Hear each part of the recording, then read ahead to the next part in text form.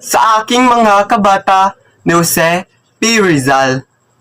Kapag ka ang bayay sadyang umibig sa kanyang salitang kaloob ng langit, sanlang kalayaan nasa ring masapit, katulad ng ibong nasa himpapawid. Pagkat ang salita'y isang kahatulan sa bayan, sa nayot, mga kaharian. At ang isang tao'y katulad kabagay ng alinmang likha noong kalayaan.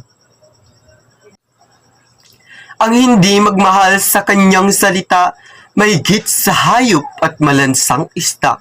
Kaya ang marapat pagyamaning kusa na tulad sa inang tunay na nagpala.